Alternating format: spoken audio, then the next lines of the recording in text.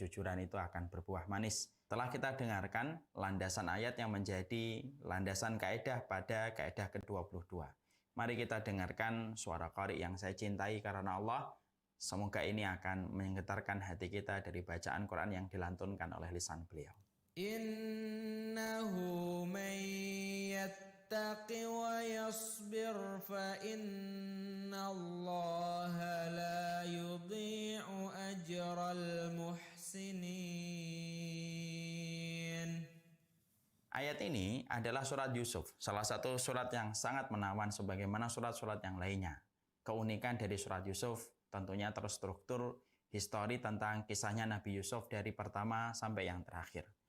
Kita akan memakai kaidah pada salah satu ayatnya, yaitu adalah yaitu ayat yang ke-90. Allah berfirman, wa in tasbiru wa tattaqu la yadurrukum kaiduhum syai'a innallaha bima ya'maluna muhit. Allah berfirman, yang menjadi makna dari ayat ini adalah jika kamu bersabar dan kamu bertakwa, maka tidak akan mampu mereka mendatangkan satu makar apapun kepada kehidupan kalian. Sesungguhnya Allah mengetahui apapun yang kemudian dikerjakan. Disinilah kita akhirnya paham. Ada satu kaidah yang kita ambil pada ayat ini, yaitu adalah kata wa in tasbiru wa tattaqu. Yaitu adalah kata ketika kamu bersabar dan bertakwa. Disinilah yang membedakan antara jalannya orang yang beriman dengan jalan orang yang tidak beriman, ataupun orang-orang yang hanya menghamba kepada dunia. Banyak orang ketika merintis bisnis, mereka pasti bersabar, tapi belum tentu bertakwa. Orang yang beriman itu beda. Orang beriman itu dia memiliki kesabaran dan ketakwaan, karena sabar dan ketakwaan itu tidak mampu dipisahkan. Banyak orang yang sabar, tapi belum tentu orang bertakwa. Berapa banyak orang ketika akan melakukan kemaksiatan, dia bersabar. Maka disinilah ayat yang luar biasa. Kesabaran itu disambung dengan ketakwaan akan menghasilkan sesuatu yang besar pada pengaruh kehidupan kita. Wa in tasbiru wa tattaqu. Ya, jikalau kamu itu bersabar dan bertakwa setelah kamu bersabar, disitulah yang menjadi landasan kebaikan dan keberkahan hidup kita. Ketika kita menggandengkan dua unsur. Unsur yang pertama adalah kesabaran kita dan ketakwaan kita. Tahukah kita bahwasanya Allah mengulang kata wa in tasbiru wa tattaqu ataupun yang senada dengan kata-kata ini setidaknya ada 3 tempat yang lainnya selain pada surat Yusuf ayat yang ke-90. Pada surat Ali Imran 124, kemudian kita jumpai pula dalam surat Ali Imran 186 dan kita juga dapati pada surat Ali Imran 124 dan Ali Imran 120. Jadi Ali Imran 120, Ali Imran 124, dan Ali Imran 186. Memang disitulah akhirnya kita mengetahui ayat ini apabila kita relate dalam kehidupan kita, ada sebuah pegangan yang harus kita pegang, yaitu adalah kekuatan sabar dan kekuatan ketika kita bertakwa. Karena ayat ini ketika kita memegang kata sabar dan ketakwaan, ini berkaitan pada seluruh lini kehidupan kita. Karena sesungguhnya disinilah kita mengetahui seluruh lini kehidupan manusia itu membutuhkan kesabaran dan ketakwaan. Makanya ayat ini betul-betul apabila direalisasikan pada kehidupan kita, maka sesungguhnya hal-hal besar itu Allah akan berikan kepada mereka yang senantiasa memiliki kesabaran dan ketakwaan. Dan orang yang memiliki kesabaran dan ketakwaan ini merupakan kunci kemenangan dan kunci keberkahan pada setiap diri kehidupan umat ini ketika mereka selalu melandasi diri mereka dengan kesabaran dan ketakwaan. Orang yang bersabar banyak, tapi belum tentu kesabaran mereka itu digandeng dengan ketakwaan. Banyak orang yang berkata hasil tidak mengkhianati proses. Kalau kita tentunya paham, hasil tidak akan mengkhianati proses ketika hasil itu disambung dengan ketakwaan. Karena proses itu tidak cukup. Orang yang beriman tidak hanya berproses. Orang yang beriman butuh juga ketakwaan supaya prosesnya berujung kepada kebaikan. Inilah yang membedakan. Tadi saya katakan, kalau orang hanya mencari dunia, mereka butuh kesabaran. Berapa banyak orang yang sukses di dalam kerajaan bisnisnya karena mereka sabar. Berapa banyak artis yang mereka sukses ketika namanya viral karena kesabaran mereka. Tapi mereka tidak punya ketakwaan. Tetapi bagi orang yang mengikuti Al-Quran menjadi petunjuk dan imam dalam kehidupan mereka, sabar itu harus disambung dengan ketakwaan. Baru hasilnya itu akan besar dalam kehidupan kita. Proses itu, hasil tidak mengkhianati proses. yang dibungkus dengan ketakwaan. Itulah kaidah yang benar yang harus kita mengerti. Setelah kita mengetahui ini, perhatikan bagaimana video ini saya akan menghubungkan atau mengkaitkan tentang kesabaran dan ketakwaan. Kesabaran itu merupakan salah satu hal yang bisa memberikan banyak kebaikan dalam kehidupan manusia. Perhatikan Kolonel Sanders yang ada dalam video ini. Mari kita lihat video ini. Sanders mengalami banyak kegagalan. Dia gagal. Kolonel Sanders itu kita mendapati dalam historinya ternyata dia mendapatkan kesuksesan dalam bisnisnya bukan ketika umurnya 30 tahun, usia emas bagi kehidupan manusia. Bukan ketika umurnya 40 tahun, bukan ketika umurnya 50 tahun, tapi ketika umurnya sudah 70 tahun barulah kerajaan bisnisnya itu terwujud setelah dia memiliki kesabaran. Tapi tentunya yang dimiliki sama mereka yang tidak beriman hanyalah sabar. Tetapi tidak ada ketakwaan. Kalaulah orang hanya punya sabar, ternyata bisa mendapatkan sebagaimana Kolonel Sanders ketika membangun kerajaan bisnisnya hanya dengan satu kebaikan, yaitu adalah dengan kesabaran. Allah tidak memberikan kepadanya hasil kecuali sesuai dengan prosesnya, apalagi orang yang beriman. Orang beriman itu memiliki sesuatu yang lebih spektakuler daripada apa yang dimiliki oleh Kolonel Sanders. Karena Kolonel Sanders hanya mewariskan harta, tapi tidak lebih dari harta yang dia wariskan. Orang yang beriman ketika mereka menggabungkan dua sayap antara sayap kesabaran dan sayap ketakwaan, maka disitulah akan Allah berikan banyak hal-hal yang menjadi keberkahan dalam hidup. Menangnya kaum para sahabat ketika mereka dalam perang Badar karena kesabaran dan ketakwaan mereka. Menangnya para sahabat dalam Fathu Mekah karena kesabaran dan ketakwaan mereka. Menangnya para sahabat ketika perang Khandaq sampai Allah mengkocar-kacirkan pasukan musyrikun yang mengepung kota Madinah karena kesabaran dan ketakwaan itu bukan hanya memberikan hasil tapi menurunkan pertolongan. Ada orang yang sabar, yang datang adalah hasil. Tapi kalau orang sabar dan bertakwa, selain hasil dia dapatkan, dia juga mendapatkan pertolongan Allah yang tidak terduga dan Allah akan memberikan kualitas yang terbaik dalam proses kesabaran dan ketakwaan. Makanya hari ini, kalau kita sedang berada di jalan kebenaran, siapapun mereka, ketika kita sedang menghadapi orang-orang yang berada pada seberang jalan kebenaran, ketika mereka berusaha ingin memadamkan cahaya Allah, tidak mungkin kita melawan ahlul batil kecuali kita harus punya kesabaran dan ketakwaan. Ingat, kalau kita capek, mereka juga capek. Kalau kita letih, mereka juga letih. Kalau mereka begadang, kita juga begadang. Tapi satu yang membedakan kita dengan mereka. Mereka kesabarannya dalam kebatilan yang tidak ada ketakwaan. Tapi kita watarjuna minallahi ma la yarjun. Tapi kita punya sesuatu yang tidak diharapkan oleh mereka, yaitu adalah ridhonya Allah. Makanya, para pelaku kebenaran ketika mereka jalan dalam kebenaran itu tidak cukup kita mendapatkan motivasi dan nasihat. Sabar, sabar, sabar. Tidak cukup. Sabarmu harus diiringi dengan proses ketakwaan yang harus bertambah. Orang yang mengatakan dirinya bersabar, tapi tidak bertambah lebih baik sholatnya, tapi tidak bertambah baik tahajudnya, tapi tidak bertambah baik qiraatul Qur'annya, maka dia hanya punya sabar. Tidak ada proses ketakwaan. Mungkin akan mendapatkan hasil, tapi tidak mendapatkan dan menurunkan pertolongan. Yang dibutuhkan itu bukan hanya hasil sesuai ekspektasi kita. Tapi yang kita butuhkan adalah pertolongan Allah yang menjadikan keberkahan dalam proses hasil yang kita peroleh. Makanya sabar. Sabarnya orang mukmin itu beda dengan sabarnya maling ketika merintis usaha malingnya ketika dia mengambil harta yang tidak barokah. Sabarnya orang beriman dibungkus dengan ketakwaan. Orang yang berdakwah harus paham. Tidak mungkin kita akan menang di atas orang-orang yang hari ini berada di atas kebatilan. Kecuali harus sabar. Sabarnya kita menghadapi mereka, celaan mereka, hujatan mereka, narasi-narasi kotor, narasi-narasi picik yang terus digaung-gaungkan oleh orang-orang yang berada dalam kebatilan itu tidak bisa dihadapi dengan kesabaran. Kalau hanya dihadapi dengan kesabaran, tapi tidak ada ketakwaan, lama-lama patah semangat kita untuk menghadapi kebatilan. Bukankah kita sering mendapati orang yang sudah mengambil jalan kebenaran, tiba-tiba dia mematahkan konsep kebenaran yang telah diambil sebelumnya? Berapa banyak orang yang hijrah kembali lagi kepada kemaksiatan? Berapa banyak orang yang memegang kebenaran kemudian melepaskan kebenaran? Kenapa? Bukankah mereka dulunya orang yang sabar? Betul. Tapi bisa jadi tidak ada proses ketakwaan di samping kesabaran yang mereka miliki. Makanya, wallahi, hari ini ahlul batil itu tampak menang. Itu bukan sejatinya kebatilan itu lebih kuat daripada kebenaran. Bukan. Imam Ibnu Qayyim membidik dengan kata yang sangat indah. Hari ini kalau kita melihat kebatilan itu lebih tinggi daripada kebenaran, karena lemahnya orang yang berada di atas kebenaran menjadikan kebatilan itu tampak lebih kuat daripada kebenaran. Dan kebenaran itu kuat dengan dua komponen penting. Kesabaranmu dan ketakwaanmu kepada Allah Subhanahu wa taala. Maka inilah yang menjadikan kita akhirnya memahami. Berarti dalam kehidupan kita ada kata yang harus selalu kita hadirkan dalam kehidupan kita.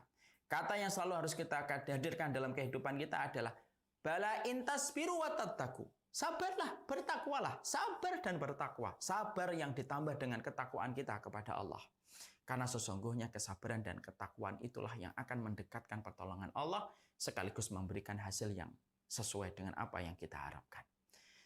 Saya teringat kepada sebuah kisah nyata yang saya dapati dalam salah satu kitabnya para ulama, yaitu adalah ada seorang ulama yang bernama Abu Utsman An-Naisaburi. Ada Abu Utsman An-Naisaburi. Abu Utsman An-Naisaburi ini merupakan salah satu ulama. Lalu beliau pernah ditanya oleh para murid-muridnya, wahai Abu Utsman An-Naisaburi, kalau kemudian kamu ingin ke surga, kira-kira amalan apa sih yang kamu akan harapkan untuk memasukkan kamu ke surga? Tahu kita jawaban apa yang disampaikan oleh Abu Utsman? Abu Utsman berkata, kalau aku ingin mendapatkan surga, amalan yang aku harapkan bisa memasukkan aku ke surga adalah istriku. Orang-orang lalu mulai bingung. Murid-muridnya mulai bertanya-tanya, ada apa dengan istrinya Abu Utsman? Sampai Abu Utsman ketika ditanya amalan apa yang diharapkan oleh Abu Utsman memasukkan ke surga, itu yang disebutkan oleh beliau itu adalah istrinya. Padahal kita tahu anak-anaknya Abu Utsman terkenal dengan paras-paras fisiknya yang sangat memukau dan mempesona banyak orang. Dan ternyata anaknya beliau Abu Utsman ini merupakan orang-orang yang solih, anak-anak yang solihah yang dimiliki oleh Abu Utsman. Lalu berceritalah Abu Utsman. Saya pernah dulu ketika akan menikah, ketika saya sudah mau menikah, tiba-tiba saya membatalkan pinangan saya kepada seorang wanita.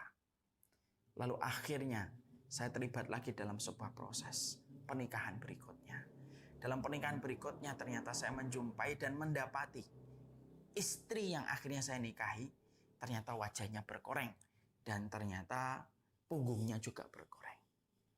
Ketika aku mendapati istriku semacam itu, maka aku bersabar sembari aku menambah ketakwaanku kepada Allah Subhanahu wa taala. Dan aku tidak pernah mengeluhkan tentang istriku kepada siapapun kecuali setelah wafatnya beliau. Maka aku bersabar dan bertakwa kepadanya setiap waktu, setiap saatnya atas semua yang telah kami lalui bersama sampai kemudian dia meninggal dunia. Dan ternyata saya mendapati Allah memberikan hasil yang tidak pernah saya duga. Allah memberikan saya anak yang paras-parasnya di atas rata-rata dan memberikan kesolehan kepada keturunan-keturunanku. Dan itu didapatkan oleh Abu Utsman setelah dia bersabar dan bertakwa ketika dia menghadapi istrinya. Dia berkata, saya sayang sama istri, tapi saya tidak mampu jatuh cinta kepada istri saya karena fisiknya. Tapi saya tetap melakukan kewajiban saya yang terbaik sebagai seorang suami karena saya menggunakan kesabaran dan ketakwaan saya kepada Allah. Dan itu berbuah dengan sesuatu yang tidak pernah beliau duga. Beliau diberikan keturunan yang solih dan rupawan. Disebabkan kesabaran dia ketika menghadapi dan mendapatkan seorang istri yang koreng dan wajahnya tidak sebagaimana rata-rata manusia yang lainnya. Saya juga pernah membaca kisah lain dalam salah satu kisah dari para ulama-ulama terdahulu.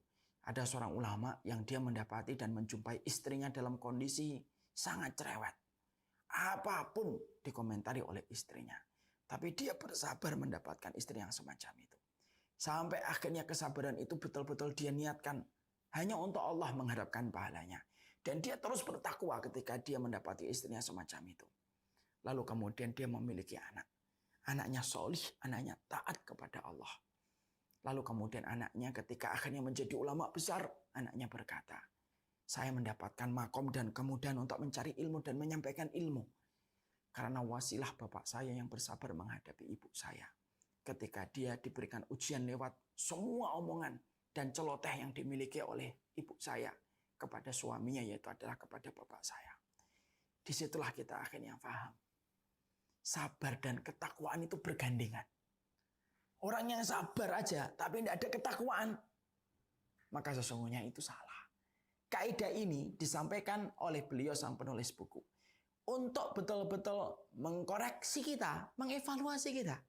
Karena banyak orang selalu mengatakan saya sabar. Tapi ketika dia mengatakan dirinya dan mendeklarasikan dirinya untuk sabar, sabarnya dia meninggalkan riba, sabarnya dia ketika bertaubat, sabarnya dia ketika hijrah, tidak disertai dengan komitmen ketakwaan yang harusnya dia hadirkan.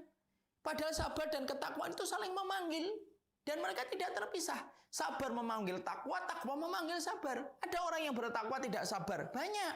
Tapi lebih banyak lagi orang yang bersabar tapi dia tidak bertakwa. Padahal komitmen apapun di dalam kehidupan kita, kalau seorang mukmin sudah mengatakan dan memproklamirkan dirinya itu adalah bersabar, yang dipanggil dalam kesabaran itu adalah ketakwaan. Kalau sabarnya itu benar di hadapan Allah. Orang yang sabar selalu dia bertakwa. Orang yang sabar dalam kesendiriannya, dia menahan matanya, dia menahan jempolnya, dia menahan seluruh perkara yang dilarang oleh Allah sembari dia memperbaiki malamnya, sembari dia memperbaiki lambungnya, sembari dia memperbaiki zikirnya. Itulah yang dikatakan tasbiru wa tattaqu. Sabar dan bertakwa. Ada orang berkata, saya sabar, saya sudah meninggalkan riba, saya insya Allah sabar. Ketika meninggalkan riba, tapi ternyata tidak ada komitmen ketakwaan yang dia miliki. Salah.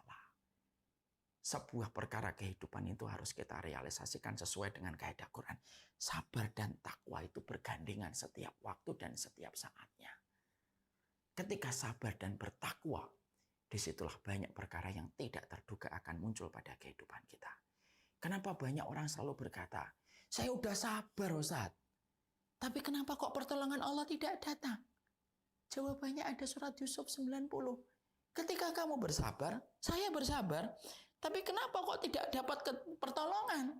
Kenapa tidak mendapatkan sebuah keberkahan dalam urusan ketika kita bersabar? Mungkin kesabaran kita hanya bersabar, tapi tidak disertai dengan ketakwaan yang bertambah. Padahal para ulama menjelaskan, sabarnya manusia, kalaulah itu benar di mata Allah, sabarnya manusia, kalaulah itu benar di hadapan Allah, harus disertai dengan ketakwaan yang bertambah. Disitulah pertolongan Allah akan datang pada kehidupan setiap orang yang senantiasa bersabar ketika dia menggandengkan dengan ketakwaan. Sekali lagi saya berkata, sering kita jumpai tulisan-tulisan motivasi. Hasil tidak mengkhianati proses. Tapi orang yang beriman tidak mencukupkan dengan quote ini. Tapi kita berkata, hasil tidak mengkhianati proses yang dibungkus dengan ketakwaan. Disitulah Allah akan memberikan sesuatu yang jauh lebih besar daripada hasil-hasil urusan duniawi dan finansial. Kalaulah kita mendapati Kolonel Sanders, akhirnya dia mendapatkan buah manis dari kesabarannya dan baru diberikan kerajaan bisnis setelah melewati angka 70 tahun. Hanya dengan modal kesabaran yang tidak disambung dengan ketakwaan. Bagaimana dengan orang yang sabar dan bertakwa? Disitulah letak perbedaan antara orang yang beriman dengan orang yang beriman pada kehidupan mereka ketika orang beriman itu menggandengkan kesabaran dan ketakwaan. Saya teringat kepada sebuah kisah dari Hatim Al-A'sam yang menceritakan tentang bagaimana buah kesabaran dan ketakwaan beliau itu betul-betul luar biasa. Dan akhirnya dia diberikan satu pertolongan yang tidak pernah diduga oleh siapapun. Mari kita dengarkan video ini.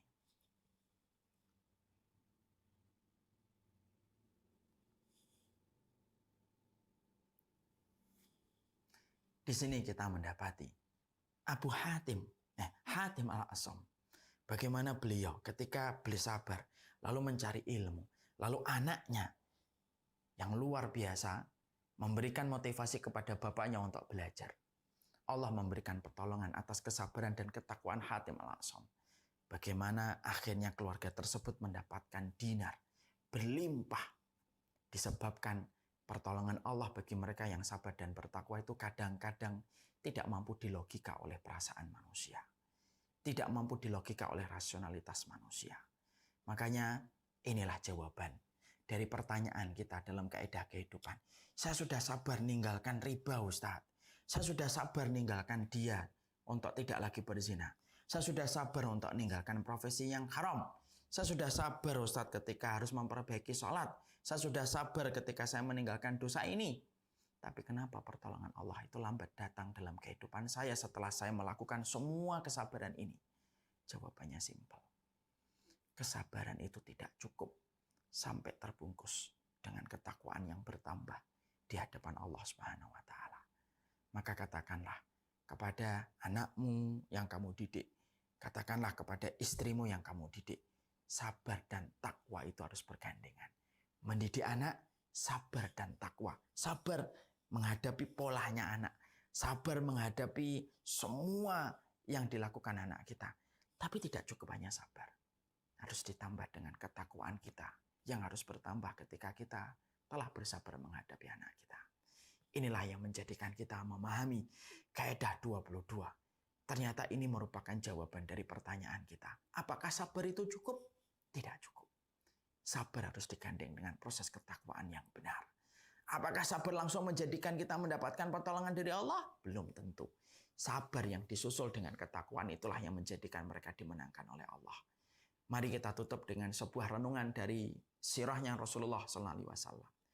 Kalau saya bertanya sama antum semuanya, apakah para sahabat itu sabar? Pasti antum akan berkata, para sahabat sabar. Sabar ketika mereka hijrah. Sabar ketika mereka harus meninggalkan harta mereka. Sabar ketika mereka harus pindah ke Madinah. Tanah yang tidak pernah mereka injak sebelumnya. Dan itu tanpa membawa harta yang mereka miliki di kota Mekah dan harus ditinggalkan di kota Mekah. Kenapa mereka sudah sabar untuk hijrah bersama Rasulullah? Ketika mereka sudah sabar untuk bersama dengan Nabi, mereka sudah sabar untuk berpindah dari Mekah ke Madinah di satu tempat asing yang belum pernah mereka datangi. Tapi mereka bisa kalah dalam perang Uhud. Kenapa mereka kemudian sempat merasakan pahitnya peperangan dalam perang Uhud? Di situ kita dapati kesabaran para sahabat dalam perang Uhud tidak dibungkus dengan ketakwaan. Ketika mereka melakukan sedikit kesalahan. Ketika pasukan Rumat yang diperintahkan oleh Nabi pasukan berpanah, tempatlah kamu di situ, janganlah kamu geser dari tempatmu. Kemudian mereka menyelisih perkataan Rasulullah ketika mereka turun sebelum instruksi Rasulullah datang. Menyelisih Rasulullah itu mengurangi arti ketakwaan. Apa yang Allah berikan menjadi pelajaran bagi para sahabat. Dijadikan mereka mengalami peperangan pahit dalam perang Uhud untuk memberikan pelajaran kepada kita. Sabarnya para sahabat ketika tidak disertai dengan ketakwaan, bagaimana mereka komitmen mengikuti Rasulullah dalam seluruh perbuatan mereka. Ketika mereka menyelisih sedikit saja perkataan Rasulullah, maka Allah memberikan pelajaran pahit dalam perang Uhud. Disitulah kita paham. Sabar dan takwa itu bergandengan. Sabar memanggil takwa, takwa memanggil sabar. Makanya seorang ustadz menghadapi berbagai macam ujian dakwah, tidak hanya butuh sabar, takwa. Kepada antum yang hari ini sudah berkata, saya hijrah Ustaz, tidak butuh sabar doang, tapi butuh ketakwaan yang harus bertambah. Nilai kesabaran kita kalau diterima oleh Allah seiring dengan ketakwaan yang bertambah. Semoga kita ketika dalam panggung kebenaran, semoga kita di dalam menghadapi suami, menghadapi istri, menghadapi anak, dan seluruh lini dalam kehidupan kita. Di situ ada kesabaran dan ketakwaan yang harus kita gandingkan dan tidak boleh kita pisahkan. Itulah dahsyatnya kaidah 22.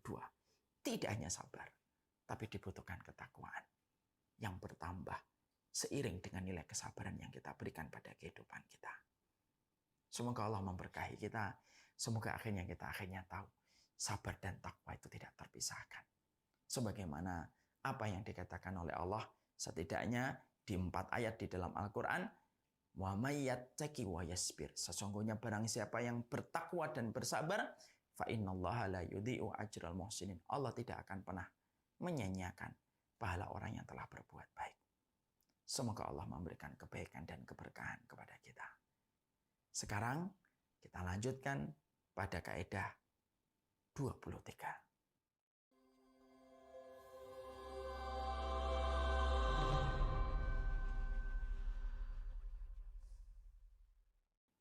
Seluruh member Journey with Quran yang semoga Allah rahmati. Sekarang kita menginjakkan kepada kaidah ke-23. Tentunya saya selalu berdoa semoga kita menjadi keluarga di antara keramaian umat. Setelah kita mempelajari bahwasanya kesabaran itu bergandengan mesra dengan ketakwaan dan tidak boleh terpisah dan tercerai-beraikan di antara keduanya. Karena pasangan sejoli dan pasangan sejiwa dan senyawa itu adalah kesabaran dan ketakwaan. Kita sekarang menginjakkan pada kaidah ke-23.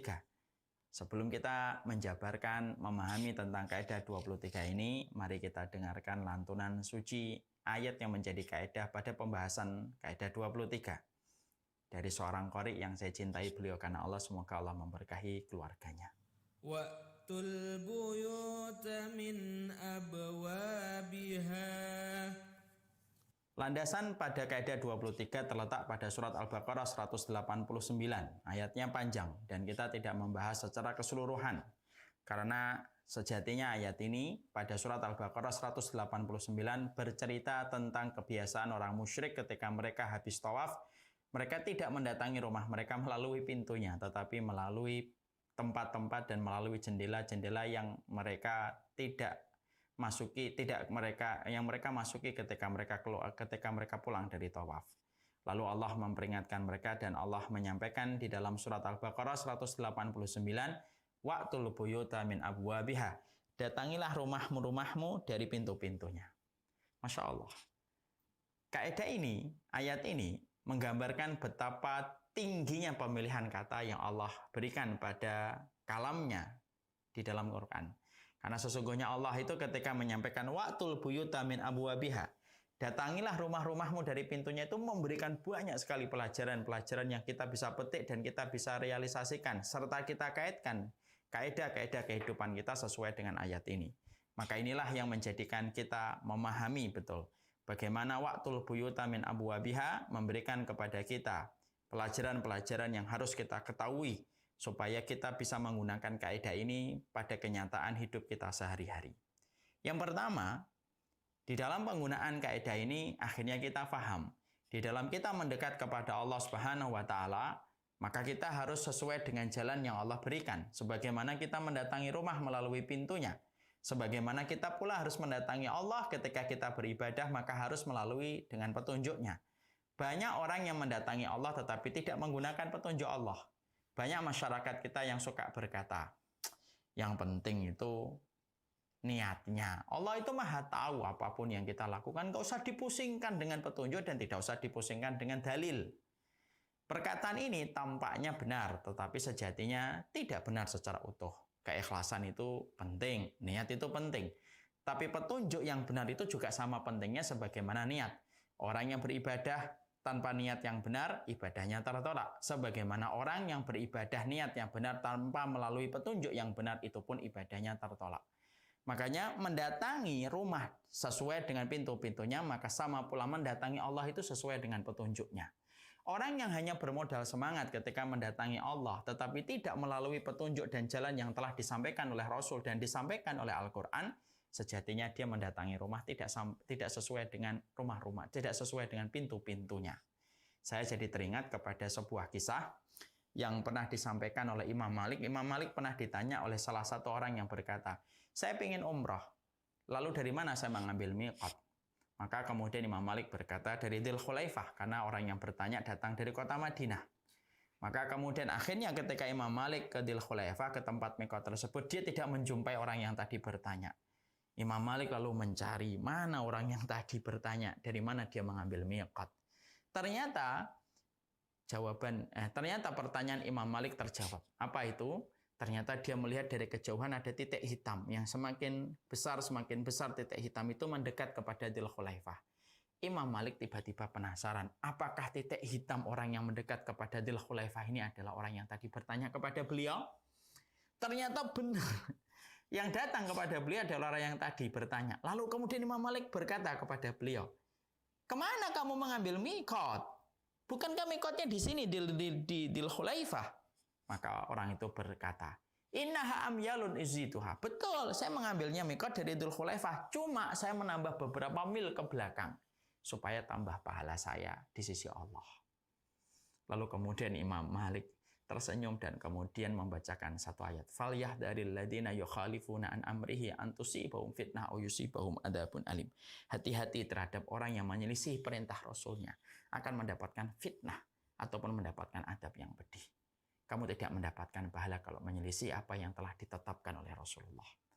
Inilah kaidah penting yang kita juga harus pahami, bahwasanya dalam kaidah kita beribadah kepada Allah, memperhatikan ilmu dalam setiap titian ibadah kita dan langkah ketaatan kita itu penting. Karena apa?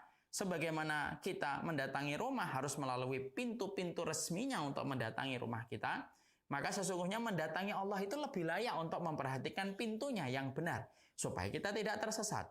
Karena setan terkadang ketika gagal menjadikan kita berzina, ketika setan gagal menjadikan kita minum alkohol, terkadang setan akan menyibukkan kita dengan perkara yang sejatinya tidak pernah diperintahkan oleh Allah dan Rasul-Nya, lalu kita akhirnya sibuk melakukan perkara itu dan akhirnya tidak mendapatkan apapun di sisi Allah. Karena kita khawatir, kalau kita tidak memperhatikan pintu ketika memasuki rumah, kalau kita tidak memperhatikan jalan ketika kita beribadah kepada Allah, layaknya orang Nasoro. Orang Nasoro banyak melakukan pengorbanan kepada Tuhan mereka, tapi pengorbanan mereka tidak diterima oleh Allah. Salah satunya, mereka rela membujang dan tidak kawin. Mereka rela membujang dan tidak nikah. Padahal Allah tidak pernah perintahkan itu. Dan ternyata pengorbanan mereka tidak dianggap di sisi Allah. Disitulah kita memahami. Itulah kaidah wa'tul buyuta min abwabiha. Kalau kita tarik kaidah itu pada kehidupan sehari-hari, maka sama memahami tentang kaidah ini apabila kemudian kita menariknya dalam konteks kehidupan sehari-hari. Maka sama ketika kita ngajarin anak, maka pastikan ketika kita mengajari anak adalah memperhatikan petunjuknya. Ketika kita mengajari istri dan mendidik istri, maka perhatikan bagaimana jalannya. Banyak orang mengharapkan anaknya menjadi solih, tapi dia tidak pernah menjadi solih. Banyak suami ingin mengharapkan istrinya itu menjadi taat, tapi dia tidak pernah taat dan tidak pernah mengkondisikan dirinya untuk memperlakukan istrinya dengan cara yang baik. Siapapun orang yang ingin anaknya solih, tetapi dia tidak memperhatikan bagaimana jalannya untuk menjadikan anaknya solih, berarti dia mendatangi rumah bukan dari pintunya. Sebagaimana ketika kita ingin mengharapkan anak kita solih, tapi kita durhaka dulu kepada anak sebelum anak itu durhaka kepada kita, maka itu yang salah. Kita mendatangi rumah tidak melalui pintunya. Sebagaimana kita mendidik anak kita menjadi solih, tapi kita tidak tahu bagaimana caranya. Ada seseorang yang pernah curhat kepada Imam Ibnu